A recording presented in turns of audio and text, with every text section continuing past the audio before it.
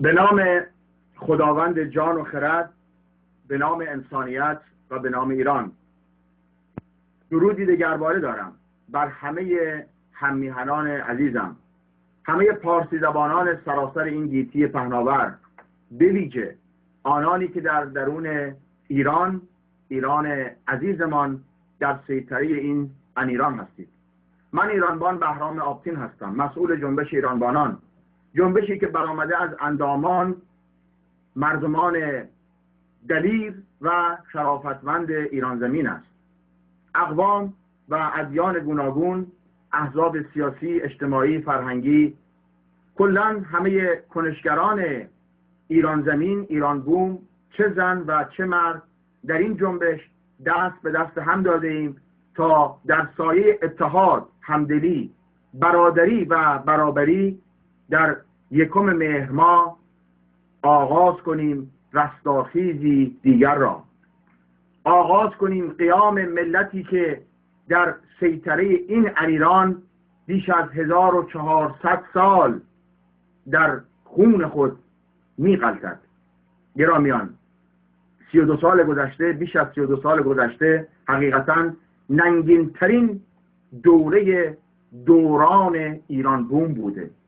می‌بینیم که همکنون دلاوران ایران زمین آماده هستند تا یک پارچه به دور از هر زنده‌باد و مرده‌باد برای داشتن خانه‌ای آزاد و آباد دستها را در دست هم بگذارند. 1 مهر بسیار نزدیک است. تصمیمی که ملت ایران گرفته‌اند تصمیمی برآمده از اراده فرد شماها دلاوران ایران بوم است. درود بسیار بر همه عزیزانی که خود را آماده می کنند برای اینکه نشان دهند ایران هرگز نخواهد مرد، شرافت ایرانی هرگز به زیر کشیده نخواهد شد. شاید بنا به مقتضیات در یک برهه‌هایی که دیدیم بتوانید بخشی از مردم را به بند بکشید، بتوانید بخشی از فرهنگ و تمدن و داشته‌های ایران بوم رو کمرنگ کنید، اما هرگز و برای همیشه نمیتوانید این خورشید درخشان ایران بوم را نادیده بگیرید. چو فرزند ایران کوشنده است، همه خاک این دیر فروزنده است. به کوری چشم امیران ایرانی ستیز خواهیم دید که در رستاخیز پیش روی دلاوران ایران بوم، زن و مرد، چگونه قررش کنان شما گرگ های زوز کش را، شما لاشخوران بی حرمت را از کنام خود، از ایرانمان به در خواهیم کرد. گرامیان، بسیار جای شادمانی است وقتی که می‌بینیم از گوشه گوشه این میهن یکی پس از دیگری احزاب، گروه‌ها، مردمی که حقیقتاً هر کدامشان یک دنیا افتخار هستند، تماس میگیرند، از هر طریقی که امکان داره براشون خودشون رو به ما نزدیک میکنن و اعلام همبستگی میکنن. درود بر شما. به معنای واقعی ما همکنون به پیروزی رسیده ایم. چرا؟ چون خود را یافته ایم. ایرانی دیگر متوجه شده که دستی که به اندام خود چسبیده است. دست یاری از بیگانه نمیخواهد.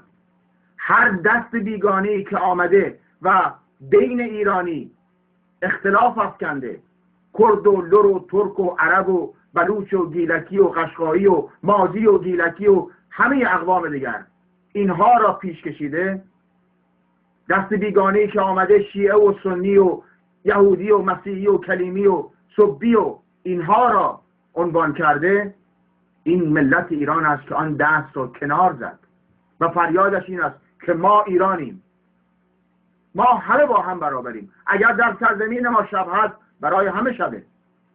اگر عشق و شادی و شور بیاد، اگر آزادی و بالندگی و شکوفایی بیاد، برای همه است. کدام بهتره؟ بیشک شادی و شور و همبندی. آزادی است که هر انسانی، هر موجود زنده‌ای به اون نیاز داره. اینجاست که خردورزان و خردمندان ایران بوم گرداگرد هم جمع شده و بر این باورند که برای عبور از این شب ظلمانی هر کدام باید به مانند یک فروزه، یک آتش، یک نور خود را در این میدان به وضوح نمایان کنند. جنبش ایرانبانان، گروه سیاسی نظامی عقاب، همه هموندانی که در این راستا هستند، حتی آنانی که به هزاران دلیلی که همگان می‌دانیم نمی‌توانند رسما اعلام حضور با ما کنند، ولی ما می‌دانیم قلبتان با ماست، چرا که ما هم با شما هستیم. ما از جنس خودتان هستیم، ما از جنس مردمیم. همه تصمیم گرفته ایم که نشان دهیم ملت ایران هیچ کمی از مردم تونس و مصر و لیبی و بحرین و جاهای دیگر ندارد. آنانی که سعی دارید به نوعی ملت ایران را ضعیف جلوه بدید، فکر میکنید که میتوانید ملت ایران را بترسانید، این گونه عنوان میکنید که جمهوری اسلامی میکشد، جمهوری اسلامی درو میکند، جمهوری اسلامی بیرحم است. گویا شما خشم یک ملت را دست کم گرفتید. گویا یک پارچگی بلوچ و کرد و لر و آذری و گیلکی و مازی و همه اقوام ایران رو دست کم گرفتید. گویا باورتان شده که عرب زبانهای خوزستان غیر ایرانی هستند. گویا فکر میکنید که ترک زبانها و دلاوران بلوچ جدایی خواهند. هرگز این گونه نیست. اینها یاوه‌هایی بود که شما بیشرم‌ها در صحنه اجتماع ما با مسمومیت گستراندید. ملت ایران خودش را یافت. وقتی که من میبینم از گوشه گوشه میهن چه دلاور مردانی و چه شیردنانی پژواک فریاد مردم خود را سر میدهند و فریادشان این است: ما ایرانیم، ما وطنمان را دوست داریم، ما هم نوعانمان را دوست داریم، ما اگر ایران را نداشته باشیم کجا را داریم؟ و ما برای دفاع از میهن و برگرداندن شرافت خود و برپا کردن آبروی از دست رفته‌مان حاضریم که جان بدهیم، حاضریم که تاوان بدهیم، حاضریم دست در دست همه اندامان این سرزمین کوشنده و کوشا باشیم. اعلام همبستگی شما هممیهنان عزیز قوت قلبی است برای تمام مبارزین. و شما ای امیران، شما ای مزدوران، شمایی که هنوز باور ندارید که آن چوب خدایی که همواره همگان هر کس به نوعی سخنش را میگفت آمده است که در 1 مهر ماه صدا کند. و باورتان نیست که شما همانهایی هستید که مورد کیفرخواست خداوند ایران زمین قرار خواهید گرفت. باز هم اعلام میکنیم تا دور نشده، کمتر از 10 روز 9 روز دیگه ما بیشتر فرصت نداریم، تا دیر نشده به صف ملت ایران بپیوندید. دولت ها رفتنی هستند. این گفته تاریخه. هیچ دولتی آن هم از نوع دیکتاتورش ماندگار نیست. این مردم هستند که میمانند. این اقوام ایرانی، ادیان ایرانی، این باشندگان ایرانی هستند که میمانند. باشندگان ایرانی همه یک پارچه شدند و یک اقلیت در مقابل آنهاست. اقلیتی به نام آخوند، اقلیتی به نام ملا، اقلیتی شیاد که حقیقتا ریشه در سرزمین ایران نداره. اندیشه او انیرانیه، ضد ایرانیه. ملت ایران خودش رو یافته، تصمیمش رو گرفته و درود بر آنانی که به هر روی مردانه و زنانه و والا مقامانه اعلام کردن که ما اشتباه کردیم و از پیکره نظام دارن دور میشن. درود بر دلاوران جنبش ایرانبانان سپاه، درود بر دلاوران جنبش ایرانبانان بسیج، درود بر شما نیروهای انتظامی که اعلام آمادگی کردید. اما همین الان این رو ما بارها گفتیم، باز هم میگیم، خودتان را فریب ندهید، ما فریب نمیخوریم. ما یعنی ملت ایران. تمام کارهای شما زیر نظر است. تمام مراحل حرکت‌های اجتماعی شما داره کنکاش میشه. این گونه نیست. این رو بارها گفتم که فکر کنید اگر هر قسمتی که قدرت چربید به آنجا بیایید. نه، مردم ما این گونه فکر نمی کنند. مردم ما به این نتیجه رسیدن که در هر صورت ممکن باید محکم به میدان بیان. هراس از هیچ چی ندارن. خواهید دید شما هم به مانند ملت ایران تصمیم خودتون رو بگیرید. یک پارچه باید در مقابل این اهریمن بایستید. اگر واقعا متوجه شدید که راهتان اشتباه خود رو تصحیح کنید. فرصت طلبی رو بذارید کنار. ما میدانیم این حکومت آموزه هاش بدین گونه بوده. اصلا اندیشه شوربختانه اسلام اهریمنی که در اندیشه این ملاها به عنوانی رسوخ کرده، اندیشه زالو صفتی، اندیشه فرصت طلبی، اندیشه شیادی است، اندیشه دروغ است. آنان تقیه یا دروغ رو جزوی از فرامین خود می‌دانند.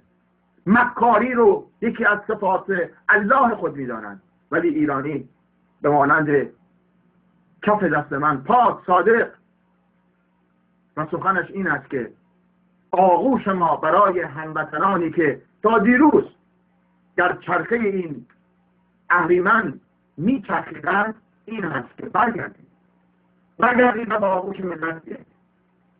همین الان به تمام زندانیان و به تمام آنانی که زندانبان هستند در همین چند روز به هر طریق ممکن اعلام کنید آماده بشن برای قیام از درون زندانها.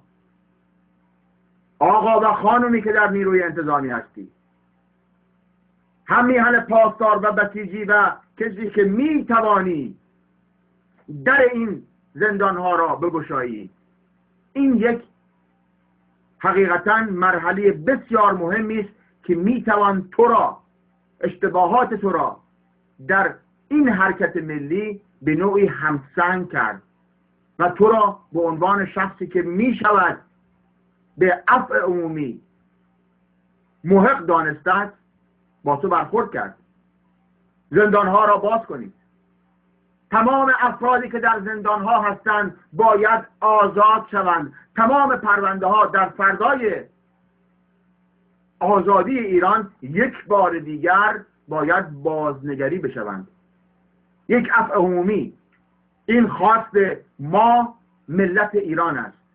این سخن بارها از درون ایران گفته شده و در اتاق فکر ما به میشه گفت داوری نشسته و الان من اعلام میکنم ما یک عفو عمومی به تمام زندانی های ایران میدهیم.